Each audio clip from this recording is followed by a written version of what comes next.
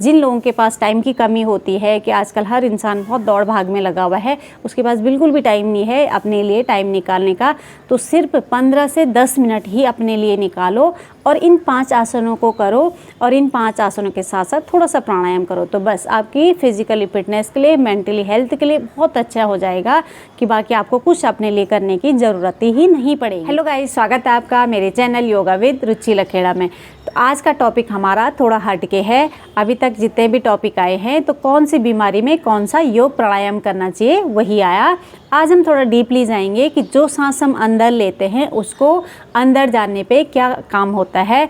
तो हमारे शरीर में मेन है प्राणवायु जिसको बोलते हैं, जो हम सांस ले रहे हैं, तो 10 प्राण हैं। 5 प्राण मुख्य हैं और 5 उसके उप प्राण हैं। तो जो मुख्य 5 प्राण हैं उसके बारे में आज हम चर्चा करेंगे, कौन कौन से हैं और वो हमारे शरीर के अंदर जाने पे क्या क्या काम करता है और कौन सी जगह पे कौन सा प्राण होता है और उसका क्या काम होता है, उसकी कमी या अधिकता की वजह से कौन से रोग हो जाते हैं।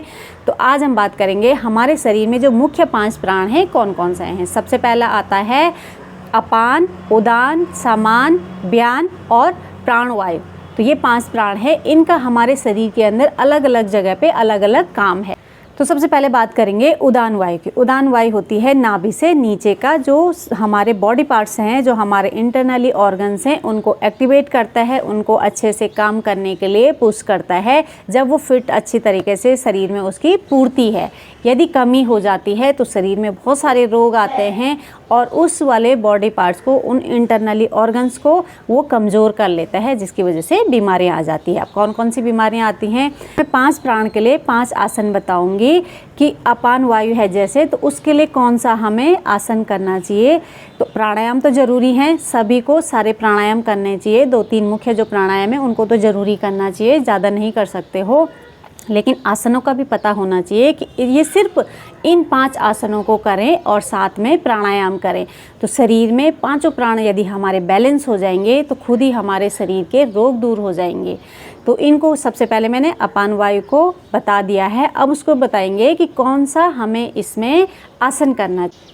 तो सबसे पहले हम करेंगे बद्ध कोणासन। इस तरीके से अपने दोनों पैर के तलुओं को मिला लेंगे, हाथों को इन पैरों को पकड़ लेंगे, हाथ और पैर ऐसे इस तरीके से रहेंगे। जो हमारे थाइज उठी हुई हैं इसको नीचे की तरफ करेंगे और स्पाइन को खींच के रखेंगे। पूरा शक्ति हमारी नीचे की तरफ एक्टिवेट हो रही है, जितनी भी ताकत लग रही है नीचे की तरफ लग रही है। तो हमारा जो ये पेल्विक एरिया है वो एक्टिवेट हो जाता है और वहाँ पे प्राण की शक्ति बढ़ जाती है। जहाँ पे अवरोध आ रहा है उसका मार्ग खुल जाता है। तो इस तरीके से हम कुछ सेकंड के लिए इसको होल्ड करेंगे, सांसों के साथ डीप ब्रीदिंग करेंगे। ज़्यादा गहरी सांस लेंगे और स्लोली लेंगे, थोड़ा फास्ट लेंगे तो सर घूम जाता है, अनकंफर्ट लगता है। और एकदम बिगिनर हैं तो मैं हमेशा बताती हूँ कि सांसों के साथ यदि आप लोग नहीं कर पाते हो, सांसों के साथ वैसे बहुत अच्छा है कि उतनी शरीर में ऑक्सीजन ज़्यादा जाएगी। अगर शुरुआत है तो आप काउंटिंग के साथ कर सकते हैं, 1 2 3 4 5 6 7 8 9 10, इसको छोड़ दिया। फिर उसके बाद दोबारा सेम करेंगे, रिपीट। हर आसन को हमें 2 से 3 बार करना है और जब हम होल्ड करेंगे किसी आसन को तभी उसका फ़ायदा मिलेगा। अब इस तरीके से हम नीचे रखेंगे, बैक सीधी है, पूरा हमारा स्ट्रेचिंग कहाँ आ रही है, यहाँ पे इस वाले पार्ट्स में पूरा आगे से लेके पीछे तक, तो वहाँ पे हमारी अपान वायु एक्टिव हो रही है। तो सांसों के साथ करेंगे, डीपली इनहेल, पूरे फेफड़ों को भरते हुए, फिर एक्सहेल।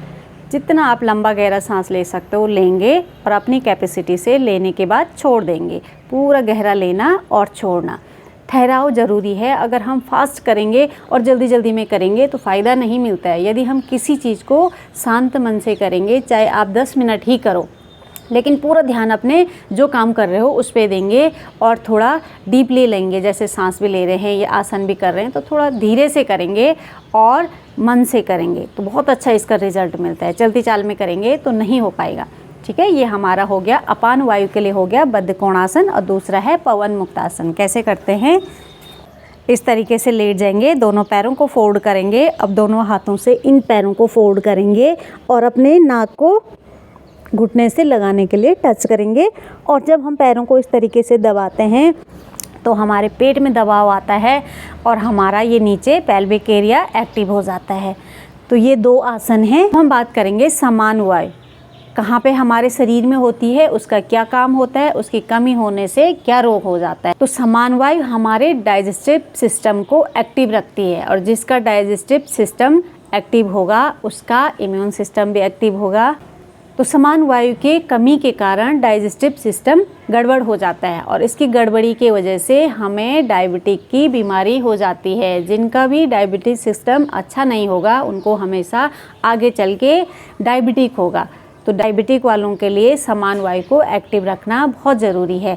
अब इसकी कमी की वजह से आंतों में कमजोरी आ जाती है, आंतें फूल जाती हैं, आंतों में मल चिपक जाता है और शरीर में यदि मल चिपका हुआ है तो टॉक्सिन्स जमा हो जाते हैं और जिसका पाचन तंत्र कमज़ोर है उसका इम्यून सिस्टम भी कमज़ोर होता है और उसको पेट के रोग हो जाते हैं। तो जिनको भी पेट के रोग हैं उनको अपनी समान वायु को एक्टिव करना है। अब समान वायु के लिए कौन सा आसन है, तो उसमें सबसे अच्छा है मंडूकासन और पश्चिमोत्तानासन। तो जिनको भी डायबिटिक है वो ये 2 आसन अपने रोज़ की रूटीन में ज़रूर करें। प्राणायाम सबके साथ करना है, लेकिन जैसे पेट के रोगों के लिए सबसे अच्छा है मंडूकासन और पश्चिमोत्तानासन। मंडूकासन कैसे करते हैं मैंने अपनी डायबिटिक वाली वीडियो में पूरे 5-6 आसन बता रखे हैं, लेकिन यहाँ पे हम सिर्फ एक आसन बहुत सारे हैं, प्राणायाम बहुत सारे हैं, लेकिन कंफ्यूज हो जाओगे और जिनको टाइम की कमी रहती है उनके लिए नहीं हो पाता है। तो ये सिर्फ इतने ही आसन भी करेंगे तो अपने शरीर के 5 प्राण को बैलेंस कर सकते हैं। और जिनको जैसे डायबिटिक वालों को है तो वो इन्हीं आसनों को 2 से 3 बार रिपीट कर सकते हैं, उनके साथ प्राणायाम कर सकते हैं। और पूरा डायबिटिक वाला सेशन देखना है तो मैंने उस पर अलग से वीडियो बना रखी है कि और कौन कौन से आसन उनके साथ कर सकते हैं।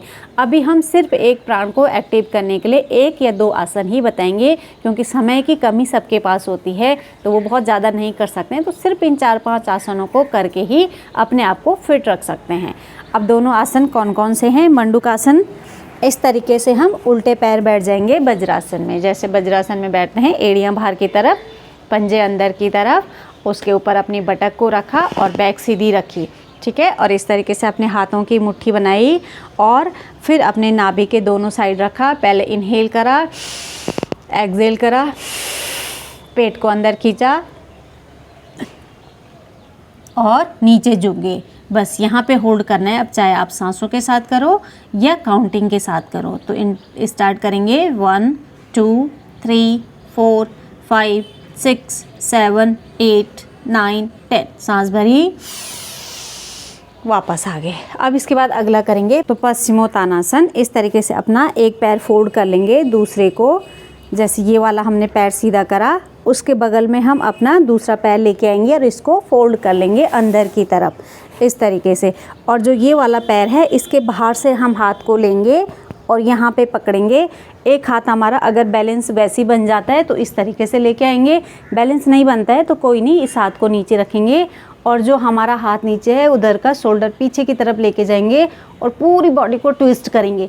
इससे आप फील करोगे कि जो हमारी आंतें हैं उसमें अच्छा सा मूवमेंट आता है, ऐसे जैसे कपड़े को निचोड़ते हैं वैसे मूवमेंट आता है और हमारे आंतों में जो जमी हुई गंदगी है, आंतें साफ़ होती हैं, आंतों के रोग दूर होते हैं। और जिनकी आंत साफ़ है उनका पेट हमेशा सही रहेगा, उनका डाइजेशन सिस्टम हमेशा अच्छा रहेगा। तो समान वायु को बैलेंस करने के लिए ये 2 जो आसन हैं बहुत अच्छे इफ़ेक्टिव है।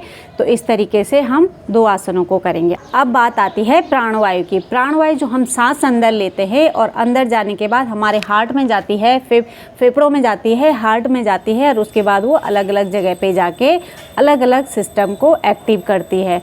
तो प्राणवायु की कमी की वजह से हार्ट के रोग हो जाते हैं, फेफड़ों के रोग हो जाते हैं। तो यदि इनकी कमी हो जाएगी तो सारे, मैंने अभी बोला कि फेफड़ों के और हार्ट के रोग हो जाते हैं। तो इसको पूरा करने के लिए हमें पूरी डीप ब्रीदिंग करनी है और छोड़नी है। प्राणायाम और आसन बहुत ज़रूरी हैं। तो प्राणायाम तो मैंने बोला सभी प्राणों को बैलेंस करने के लिए या उनको बढ़ाने के लिए हमें प्राणायाम बहुत ज़रूरी है। जो प्राणायाम करते हैं उसके शरीर में खुद ही 5 प्राण बैलेंस होते हैं। लेकिन प्राणायाम के साथ साथ आसन कौन से करने हैं, कि कौन सा आसन है, ओष्ठासन। ओष्ठासन मैंने वैसे मैं 2-2 बोल रही हूँ, यहाँ पे मैंने बोला है कि 2 नहीं हो रहे हैं, एक ही करो, लेकिन अपनी समय की मर्यादा के हिसाब से सिर्फ एक एक आसन भी करोगे तो शरीर में पांचों प्राण बैलेंस रहेंगे और शरीर से रोग दूर रहेंगे। तो मैं 2 बता रही हूँ, आप 2 कर सकते हो तो 2 करेंगे, 2 नहीं कर सकते हो तो 1 कर सकते हैं। तो इसमें आता है उष्ट्रासन और भुजंगासन। उष्ट्रासन कैसे करते हैं, अभी हम इस तरीके से जो उल्टे पैर बैठे थे ऐसे बैठेंगे और घुटनों के बल खड़े हो जाएंगे। अब जो बिगनर लोग हैं, थोड़ा ओवर एज वाले हैं, जो नहीं कर सकते हैं, थोड़ा शरीर में फैट ज़्यादा है, तो वो लोग सिंपल सा ऐसे पीछे से कमर के पीछे हाथ रखा, चेस्ट को खोला और धीरे धीरे बैलेंस बनाते हुए शरीर को पीछे की तरफ झुका लेंगे। आप खुद फील करोगे कि मेरे चेस्ट अच्छे से ओपन हो रही है और चेस्ट ओपन होने की वजह से मेरे हार्ट और फेफड़ों की ओपनिंग हो रही है, जिसकी वजह से उसमें जो अवरोध पैदा आ रहा है कि सांस अंदर नहीं जा रही है तो वो ज़्यादा जाएगी और फेफड़े और हार्ट हमारे अच्छे एक्टिव हो जाएंगे। तो इस तरीके से मैंने पहला बोला कि एकदम बिगिनर हैं तो इस तरीके से करें, और जिनको थोड़ा फ्लेक्सिबिलिटी अच्छी है या कर सकते हैं तो वो लोग इस तरीके से जाएंगे, पीछे अपना पैर पकड़ा और फिर दूसरा पैर भी बस छाती को खोल के रखेंगे, चेस्ट को अच्छे खोल के रखेंगे तो बहुत अच्छी ओपनिंग होती है और इसकी कैपेसिटी बढ़ जाती है। भुजंगासन के लिए इसी तरीके से सीधे पेट के बल लेट जाएंगे और ऐसे पेट के बल लेटने के बाद हाथ साइड में लेंगे, सांस भरते हुए ऊपर उठेंगे और ऐसे गर्दन को पीछे ढीला छोड़ देंगे। फिर इसमें भी है कि शोल्डर को यदि खोल के रखेंगे तो हमारी अच्छी हार्ट और फेफड़ों की ओपनिंग हो जाएगी। तो प्राणवायु को एक्टिव करने के लिए 2 आसन। एक ही आसन से बहुत ज़्यादा फ़ायदे होते हैं, बहुत बीमारियां कंट्रोल होती हैं, लेकिन यहाँ पे हम सिर्फ एक प्राण को, एक बॉडी के सिस्टम को हम एक्टिव करने के लिए एक ही लोगों पे समय की कमी की वजह से हमने बहुत शॉर्ट इसको बना दिया है कि कुछ नहीं भी कर सकते हैं, सिर्फ इन 5 आसनों को करो। यहाँ पे मैंने एक ही चीज़ के लिए 2 आसन बोले, आप एक ही करो तो सिर्फ 5 हो रहे हैं, 5 प्राण के 5 आसन हो रहे हैं। इनको करोगे तो शरीर में बहुत अच्छे आपको रिजल्ट मिलेंगे। तो ये हमारा हो गया प्राणवायु। अगला हम करेंगे उदान वायु। उदान वायु हमारे शरीर के किस हिस्से में काम करता है, तो उदान वायु करता है गले वाले पार्ट्स में। यहाँ पे ये उदान वायु होती है जो हमारे गले, जैसे थायराइड, पैराथायराइड और श्वास की नली, आहार नली जो हम खाना खाते हैं या जिस नली से सांस लेते हैं, तो ये सब हमारे कंठ में, गले में होती है। तो इनकी गड़बड़ी की वजह से गले के रोग आ जाते हैं, जैसे थायराइड है, पैराथायराइड है, गले के जितने भी रोग हैं जैसे डकार आना, खट्टी डकारें आना, खराटे आना, तो ये सारे हमारे गले के रोग हैं। उदान वायु की गड़बड़ी की वजह से ये सारे रोग होते हैं और हमें कौन सा आसन करना है इस वायु को ठीक करने के लिए? सेतुबंधासन। सेतुबंधासन कैसे करते हैं? पीठ के बल लेट जाएंगे, अपने पैरों को फोल्ड करके हाथों को साइड में ले लेंगे अपने पैरों के पास ही, और अपनी बटक को ऊपर उठाएंगे, जितना हो सके अपने हिसाब से पूरा ऊपर उठाएंगे और इस तरीके से होल्ड करेंगे इसको। 1 2 3 4 5 6 7 8 9 10। तो जब आप करोगे आप खुद फील करोगे कि पूरा ब्लड का फ्लो हमारे गले की तरफ आ रहा है, और जहाँ पे भी उसका अवरोध आ रहा है उसमें दिक्कतें हैं, तो जब हम इस तरीके से अपने शरीर को ऊपर उठाएंगे तो वहाँ पे वो दिक्कत दूर हो जाए। तो ये हमारे तंत्रिका तंत्र को एक्टिव रखता है, हमारे इम्यून सिस्टम को एक्टिव रखता है। इम्यून सिस्टम को एक्टिव इसलिए रखता है कि जो हमारे बाकी प्राण हैं उन प्राणों को धीरे धीरे करके सिस्टम से वो सबको एक्टिव रखता है, सजग रखता है और उनकी लीडरशिप को बना के रखता है। तो यदि ये नीचे के ही प्राण कमज़ोर पड़ जाएंगे तो हमारा इम्यून सिस्टम खुद ही कमज़ोर पड़ जाएगा, तंत्रिका तंत्र कमज़ोर पड़ जाएगा। और इसको सुधारने के लिए हमें कौन सा आसन करना चाहिए? पर्वतासन। पर्वतासन को अधोमुख श्वानासन भी बोलते हैं। तो कैसे करते हैं?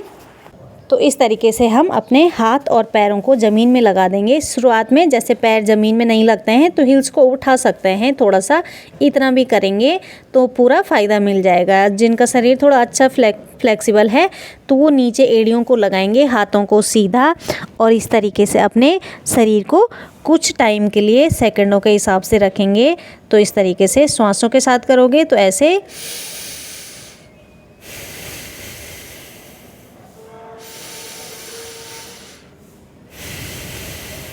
4 से 5 सांस लेंगे, और काउंटिंग के साथ कर रहे हैं तो 8 से 10 सेकंड तक काउंटिंग करी और फिर वापस आ गए। तो इससे आप खुद फील करोगे कि ब्लड सर्कुलेशन हमारी सर की तरफ हो रहा है, हमारी आँखों की तरफ हो रहा है और हमारे पूरे शरीर में हो रहा है। आप खुद जब करोगे तब इसका महसूस करोगे, फील करोगे कि पूरे पैरों से लेके, हाथों से लेके, पेट से लेके, कमर से लेके प्रत्येक बॉडी पार्ट्स में इसमें क्या हो रहा है कि मूवमेंट हो रहा है, ब्लड सर्कुलेशन हो रहा है। और जब जहाँ पे उसका अवरोध आ रहा है उसको दूर करने में इस तरीके से जब शरीर में थोड़ा हलचल होगी तो वहाँ पे प्राणवायु का संचार हो जाएगा। प्राणवायु पूरे शरीर में है तो उसको एक्टिव होने, उसकी कैपेसिटी बढ़ने की वजह से प्राणवायु भी एक्टिव रहती है और ये तभी अच्छा लीडरशिप का काम करेगा जब खुद अपने आप सही होगा। तो आज की वीडियो में इतना ही। यदि आपको वीडियो पसंद आया हो तो वीडियो को लाइक कर देना। चैनल पे जो लोग नए जुड़ेंगे चैनल को सब्सक्राइब कर लेना। फिर मिलते हैं नेक्स्ट वीडियो में, तब तक के लिए यदि जिन लोगों ने सब्सक्राइब कर लेते हैं और कई लोग बेल आइकन को नहीं दबाते हैं तो जब नेक्स्ट वीडियो पड़ती है तो उनके पास नोटिफिकेशन नहीं जाता है। तो यदि आप लोग सब्सक्राइब करते हो तो साथ में बेल आइकन को भी ज़रूर दबाएं ताकि आपके पास नोटिफिकेशन जाए और आप वीडियो को देख सकें।